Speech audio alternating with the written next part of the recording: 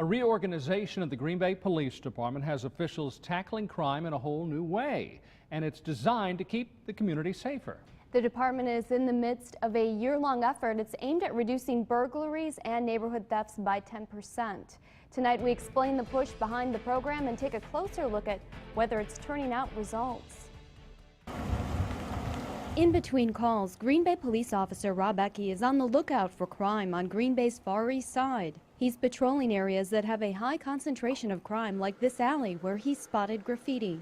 Ecke is also checking vehicles at an apartment complex where some break-ins have occurred and issuing vehicle report cards. The purpose of this is to leave this here with the citizen and let them know whether or not their vehicle was secure or not. The purpose of this is to, number one, educate the people on the importance of locking their vehicle, and two, to alert them that there is criminal activity that may be occurring.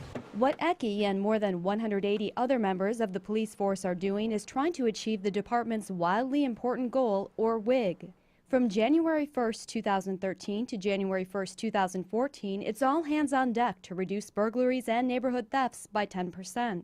It's heavily based in problem solving. In other words, instead of running from call to call to call to call, what we really want to do is take a look at what is going on in these different areas and then say, okay, let's pull that apart and find out why it is, and then try to take care of some of the pieces that fit into that to derail it. We're better than where we were last year. Looking at statistics through the end of May, Chief Tom Molitor says the program appears to be working. Citywide, the numbers show burglaries and neighborhood thefts are down about 5%. As far as the methodology, the results are measured against an average of those particular crimes over the last 5 years. We believe that that is going to push us towards our mission, and our mission was that we're going to connect with the neighborhoods, reducing crime, improving the neighborhood quality of life in the neighborhoods, that idea. Here's how WIG works. The city of Green Bay is divided up into 4 police districts: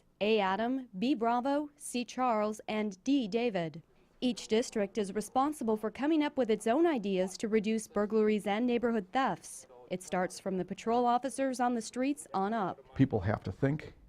They have to make their best guesses based on their the length of time that they've been in the job, their training experience. And then they have to own that result, because it's not the chief telling me I have to do this. This is what is before me, and I have to solve this. Now it's on me. While districts C and D on the city's east side are seeing positive results, Molitor says the west side districts A and B are not seeing as much of a reduction in the targeted crimes. It might be that they have more traffic, higher traffic areas out there. Okay, I mean, you take a look at crime, and you know, it has to do with density. It has to do with the targets. Maybe there's a more viable targets out there. We've made some good decisions on what to attack to try and reduce these thefts and burglaries. Captain Bill Galvin, who is in charge of District D on the Far East Side, says his officers are doing a number of things to keep crime in check. We have the mentoring program. We have the drug tip program. On the afternoon shift, we have the officers looking for people with warrants and stolen bikes on the day shift. We've got the night shift officers still pounding out those vehicle inspections, home inspections, and those suspicious persons. So when you cover all of that, you throw out, it's a pretty wide net. It's a pretty good net.